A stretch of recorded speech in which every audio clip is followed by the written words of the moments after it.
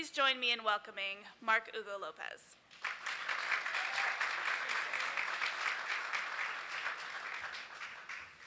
Thank you very much. It's a real pleasure to be here today, and I've enjoyed listening to everybody's introductions this morning, particularly the questions that you asked. I thought were also quite interesting questions. But first, I want to say thank you to Francisco for the opportunity to be here.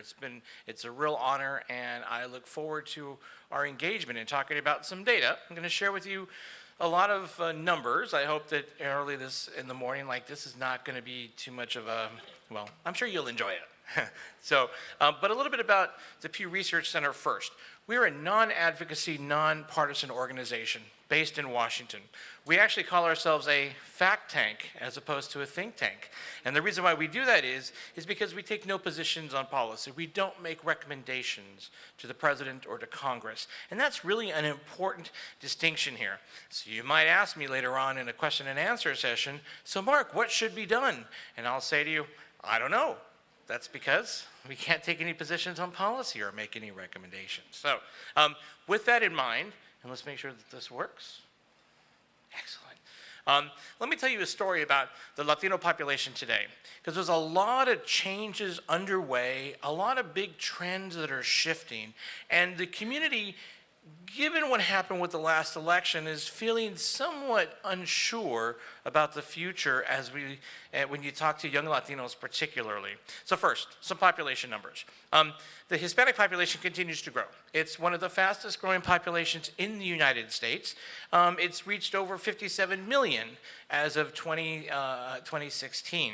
In fact, some preliminary numbers for 2017 put the number over 58 million now, but that gives you some sense of how big this population is. That's about almost 1 in 5 Americans are of Hispanic origin. And you think back to 25 years ago, when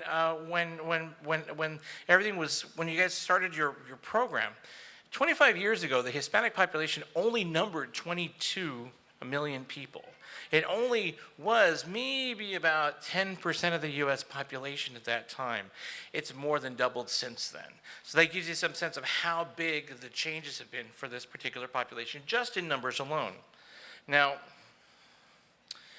when we also talk about the Latino population, we talk about its diversity. And I really think this is an important part of the story, because a lot of what happened in the 2016 election and the ways in which Latinos reacted to the election, I think does reflect the importance of diversity, perhaps even more so in our conversations, we need to be aware of it, than the sense of a commonality. And I'll get back to that in just a little bit.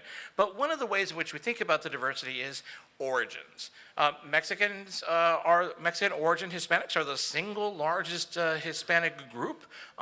They're followed by Puerto Ricans, by Salvadorans, by Cubans, and and go down the list. I'm going to throw Colombians in there. Yes, Dominicans. This shows you all the groups that have at least 1 million people who say they are of that origin. And this is not just immigrants, these are people who are born in the United States as well, but who say they have this background. So for example, I am US born with US born parents. My roots are Mexican, so I would be part of the Mexican origin population here. I am not a Mexican immigrant, but I am somebody who traces his roots to Mexico. Now, you're probably wondering, why is the Salvadoran and the Cuban numbers highlighted? What's going on there? And aren't Cubans always number 3? Isn't that the case? Well, some big changes here. The Salvadoran population has been growing, and it's been growing slightly faster than the Cuban population. And over the last 10 years, the two have jostled back and forth for who's number 3.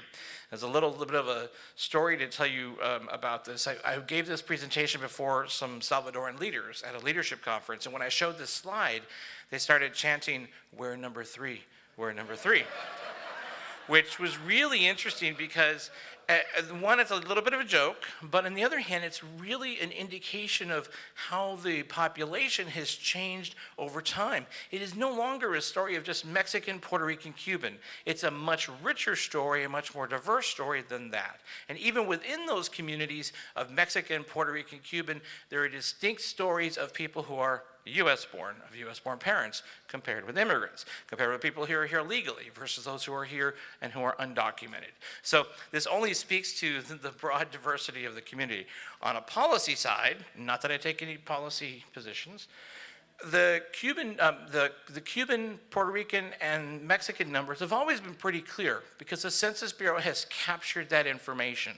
But until just recently, it was not capturing distinct information for Salvadorans on a lot of its data collections. So the reason why these folks started chanting we're number 3 is because they had just recently gotten the Census Bureau to make a change to one of its biggest survey collections and add Salvadorans as an option on the Hispanic origin question. Now, same day, I talked to a Cuban reporter. And I told her what happened at the Salvadoran leadership thing, and her first comment to me was, oh my God, we need to have more children. So she was concerned, but again, it only shows you, and your reactions here to this show how much, in some sense, there's even some competition and rivalry within the Hispanic population.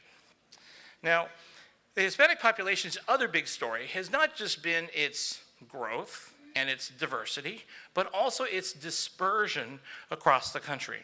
The U.S. Hispanic population was initially concentrated in just a few places: Southern California, South Texas, South Florida, New York, Chicago. But after 20, 30 years of population growth, rapid population growth, we've seen the population disperse across the country. That means you have communities of Latinos now in many places that 50 years ago may not have had any Hispanics whatsoever. As one of my colleagues likes to do, he travels the world, in fact. Everywhere he goes, if he sees a Mexican restaurant, he takes a picture of it. And he sends it to me to show me how wide the dispersal of this population is, but also the awareness of this population. To think that if you go to Iceland and there's a Mexican restaurant, and it looks like a real Mexican restaurant, maybe it's a mix of Tex-Mex with a bunch of things, but anyway, it's okay. It's interesting that there is a Mexican dispersion happening around the world, not only in terms of people, but in terms of culture as well. So this map shows you where Latinos are concentrated at across the country. Even so, despite all this, what are really optimistic numbers, the last election has put a damper on the opinions of Hispanics. And one of the things that our survey that we did early in 2017, earlier this year, found is that a greater share of Hispanics today say that the situation for the group is worse than it was a year ago. 1/3 say that today, but that's up from where we were a few years ago. Also, fewer say that things are better for the group or that things have stayed about the same. So what had been a growing sense of optimism about the direction of the Hispanic population is somewhat more tempered today after the election of Donald Trump. Now, speaking of Donald Trump, we asked a few questions of Hispanics about how they felt about the election of Donald Trump and what it means for Hispanics. Keep in mind, this is really, again, a story of diversity. There's no single opinion about Donald Trump within the Hispanic population. Many Hispanics voted for Donald Trump.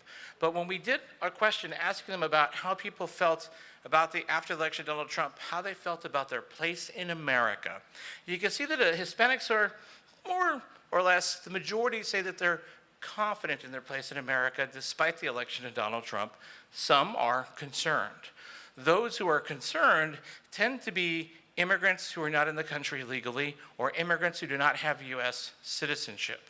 But it's interesting that here, when you talk to the Latino population, there is a diversity of opinion about what to do about unauthorized immigrants, how to handle deportations, also about Donald Trump himself. And you can see that diversity of opinion here. So again, the story of the Latino population in the United States is not a single story, but it is a story of diversity in many different points of view. Now, we also asked Latinos about this year, what should be the priorities in terms of policy issues that the new administration and the new Congress should deal with? Here is the list that they came up with. You'll notice that immigration is not at the top of the list. It's actually things like economics and healthcare and terrorism that were at the top of the list. Now, these change a lot from month to month. It could even change from day to day.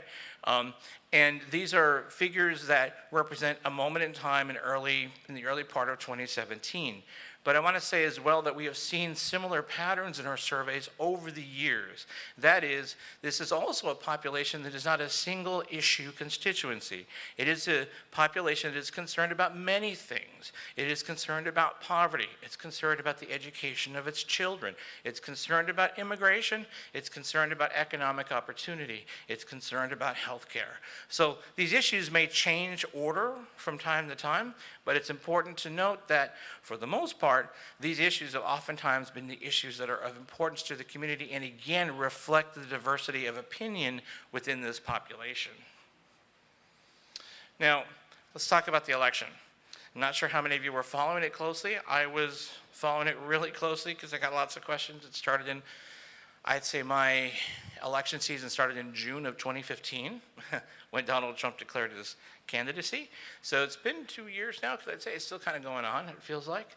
But let's talk about what happened. First, Latinos voted in record numbers. Over 12 million voted in the last election. That is a record turnout. We've never seen that many Hispanics vote.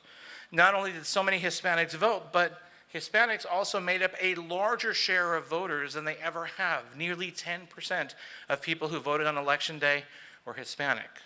Now, big numbers, interesting, lots of optimism about the potential impact of the Latino vote. But at the same time, the voter turnout rate for Hispanics, the share of Hispanics who are eligible to vote, but actually said they turned out to vote, and keep in mind, these are people who said that they did. It's very hard to get actual data to find out who did vote and who didn't vote because there's privacy. Nobody wants to really share all that information. But we conduct surveys. These surveys, people criticize them for being ones that tend to overstate the likelihood that somebody actually voted. So this might even be higher than actually is the case. But you take a look at the Hispanic numbers. Fewer than half of Hispanic eligible voters turned out to vote.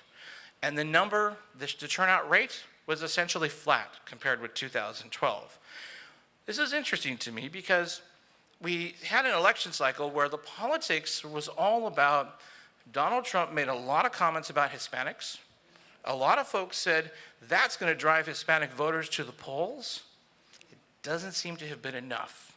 So to me, this reflects the need for more than just letting an opposing candidate to the Democratic Party say all kinds of bad things about people who support your party, but instead that you need to reach out to people and perhaps need to actually encourage people to get out to vote. Now, if you follow the news on what happened during the 2016 election, there was a lot of concern that there was not enough investment in getting out the Hispanic vote nationwide. That may have had a role to play here.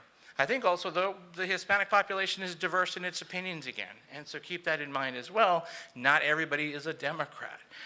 Nonetheless, the voter turnout numbers for Hispanics actually were lower than what everybody was predicting.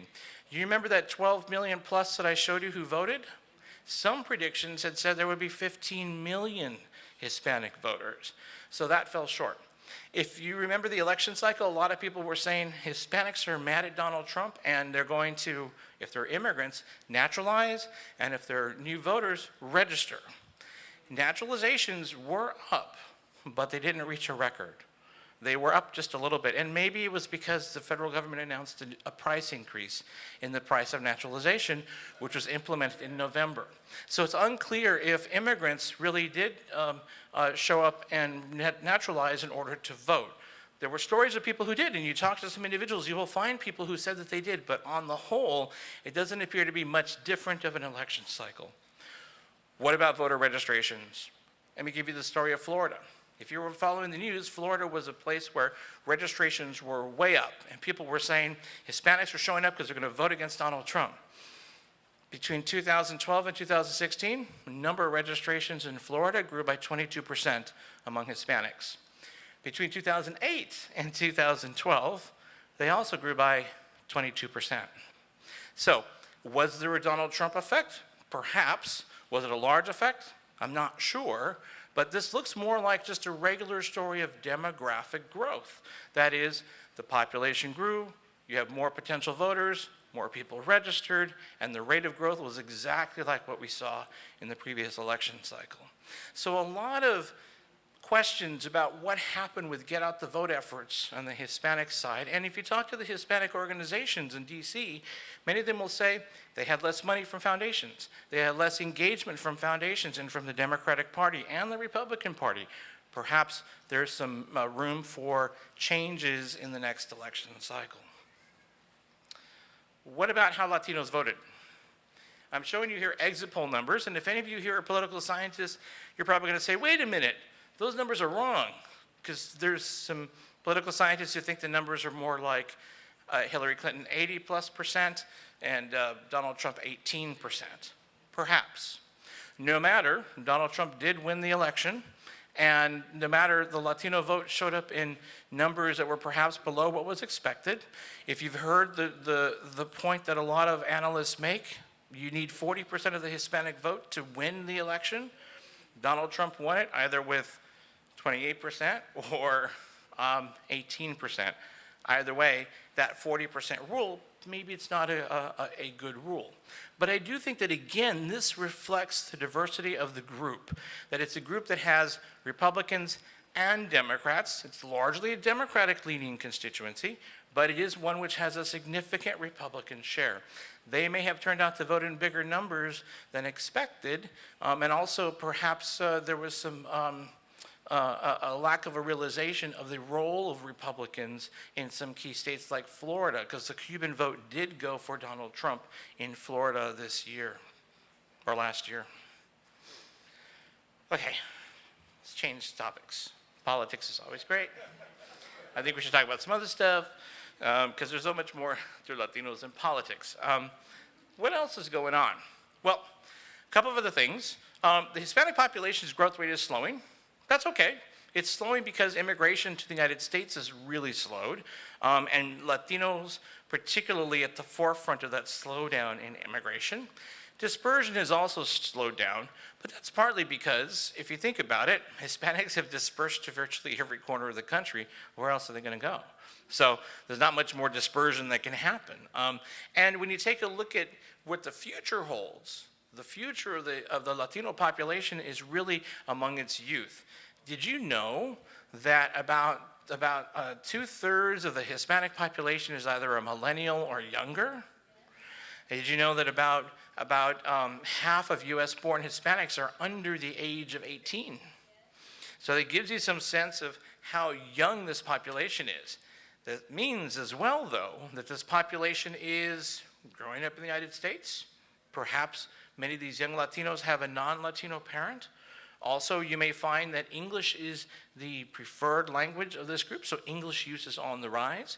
All of these are changes that are occurring slowly, but after 10 years of immigration slowdown, you really are starting to see the impact of that slowdown on a number of things. One example, take a look at ratings for Univision and for Telemundo. Together, they're lower than what they were back in 2013, and Telemundo's on the rise, Univision is on the decline, but in total, it's slightly below where we were at the peak in 2013.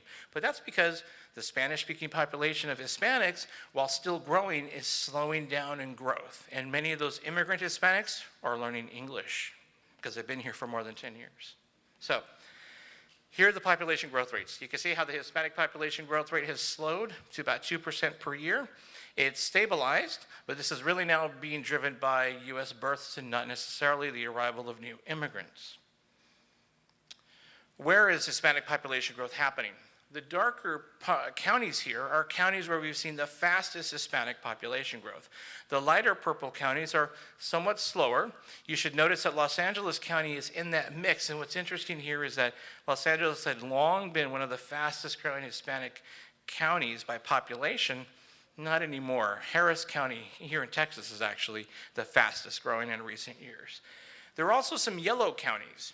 Those are counties that are losing population. So the Hispanic story is not one of growth everywhere, but these are also some of the traditional lightly populated, but traditional Hispanic centers in New Mexico, Colorado, and Arizona, and West Texas. But keep in mind that it's not just a story of population growth, it is also one of slowdown and one of decline in some places. But notice the South.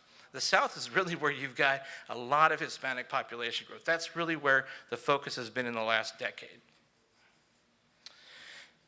As a result of the decline in immigration, the share of the Hispanic population that is foreign-born is in decline. And it's across the board. It's not just a story of Mexicans. It's every origin group is seeing its foreign-born share decline. So we are seeing this as an across-the-board phenomena. It really just speaks to the growing importance of U.S. births for this population. Now, speaking of youth, this gives you some sense of how young the Hispanic population is. Look at some of those numbers. The Hispanic population, particularly the U.S. born, is very, very young. It's the youngest population in the United States of all the major racial and ethnic groups. The median age for Hispanics is 28. For whites, it's almost 44. So that gives you some sense of the big difference here of the populations. And really, this is the future of the Hispanic population and the United States as well, because many of these young people are going to be key drivers for labor force growth into the future. Speaking of Spanish, here are the numbers to show you the number in millions of Hispanics who speak Spanish at home and the number who are English proficient. You can see the gap's closing. Both numbers are growing, but the gap is closing. This shows you the share of each group that speaks English proficiently, speaks Spanish at home, but most importantly, the bottom part of each bar is the share who speak only English at home. Look at those young Latinos, those ones under the age of 18. 37% of them are growing up in households where only English is spoken. So this really is going to be an ongoing phenomena where English will be the dominant language or become more of a dominant language among the population as we go forward. Interestingly, we've also asked in our surveys, so do you need to speak Spanish to be considered Hispanic? Every time I do focus groups, it's so interesting because you get a focus group with young Latinos who are in Washington for like a summer, and they start to call each other out on the one hand. So, somebody will say, raise their hand, because I'll ask this question, so raise their hand, and they'll say, well, I don't speak Spanish, but some people here have given me a real hard time to say that I'm not truly Hispanic for not speaking Spanish. And then some of the Spanish speakers will say, oh, no, that's not the case. No, you can be Latino if you can be part of this and not speak Spanish. So we asked this in a national survey, and here's what we found. We found that 71% of Hispanic adults say, you know what? To be considered Hispanic in the United States, you don't need to speak Spanish.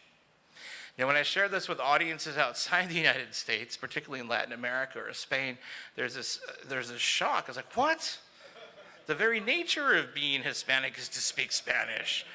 Spanish, what do you call people who speak Spanish? They're Hispanohablantes, right? So come on, people. So I think here in the United States, and the reason why I'm showing you this is that we are creating a new identity about what it means to be of this origin. Even the very creation of the terms Hispanic, Latino, Latinx, these are all terms that come from us in the United States. And we are a large population, but we're also diverse and different in so many ways from every other Hispanic country in the world.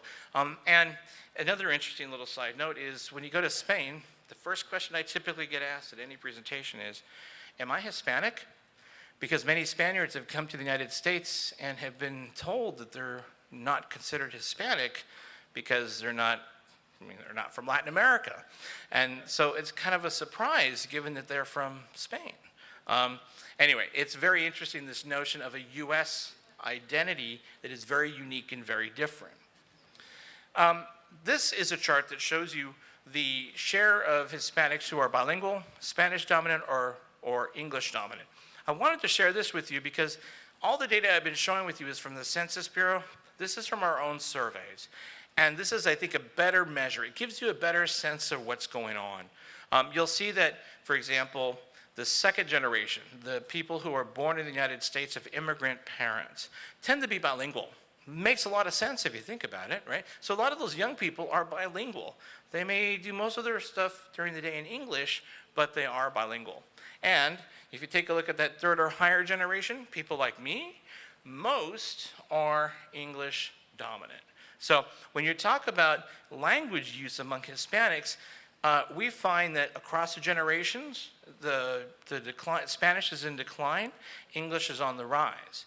Interestingly, though, we also ask the following question. Is it important that future generations of Hispanics in the United States speak Spanish? 95% say yes. So it's interesting that Latinos are telling us, you don't need to speak Spanish to be considered Hispanic, but we want everybody in the future to speak Spanish because it's important. And then you see the actual proof in the pudding here. So on the one hand, there's a lot of aspiration. On the other, there's a lot of what's actually happening. And this is really, I think, a common theme in much of the data that we look at for Hispanics, not just on language issues, but on many others as well. What about identity? We talked about identity before, but I think that here we got somewhat of a different story.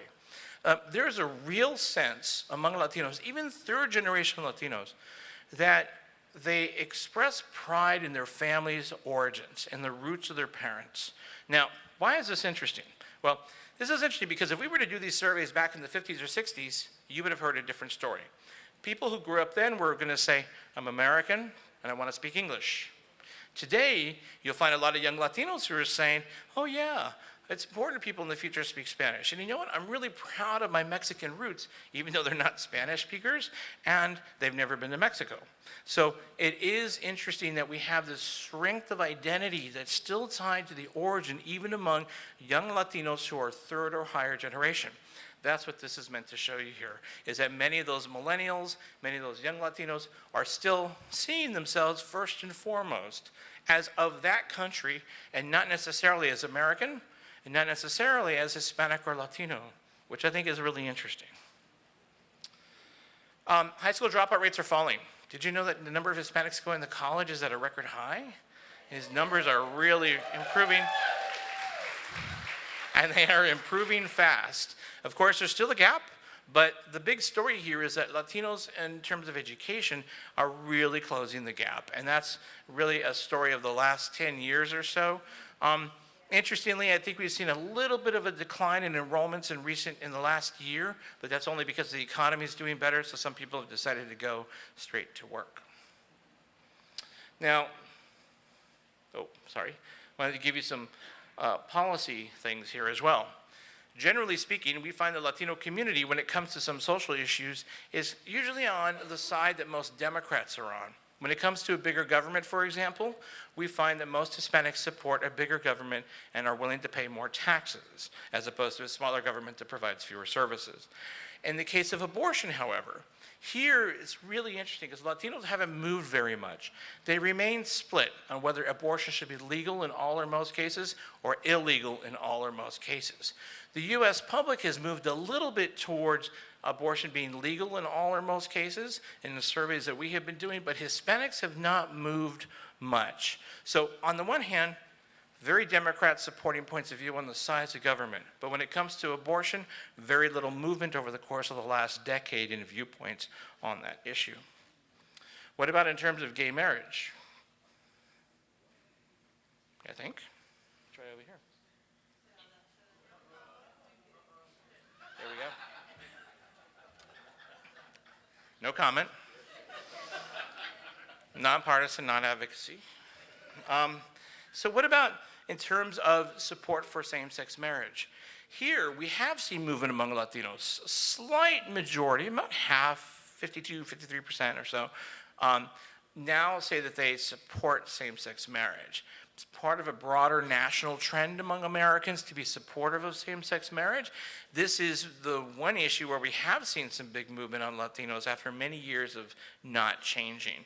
But this is something we track at Pew Research. You can see sort of the differences in how the community sees some issues. And I think it's really quite interesting because, again, it shows you the diversity of opinion within this community about a number of issues. I want to close by talking about religious affiliation. Now, I know that the one question that was asked a little earlier was, why only 1% of the United Methodist Church's congregations are Hispanic? It's a good question. I don't know. But let's see what have been the patterns that we've seen so far. I'm interested to hear what people have to say. So this is the religious affiliation of Latinos that we had measured as of 2013. I'm going to show you some more recent numbers in just a little bit. You can see that Catholics make up about half of the adult population. There's a significant share that are unaffiliated, and then there is about 1 in 5, slightly 1 in 5, or more than 1 in 5 are Protestant. This is something that's been changing, though, and I want to stress very much that this is changing in a number of ways. For example, the share that identify as Catholic is in decline. In fact, our most recent survey that we did just a few years ago found that share had dipped below 50% among adults.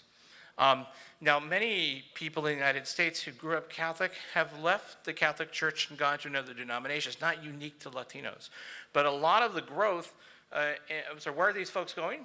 A lot of the growth is among people who are going to Protestant churches. That's part of the growth. The other part, though, is the unaffiliated. And in fact, it is young Latinos who are driving that growth in the unaffiliated number. Among Hispanics ages 18 to 29, about 28% will say that they are unaffiliated. That's very similar to to what you see among other racial and ethnic groups of young Americans. In other words, it's a general youth phenomena.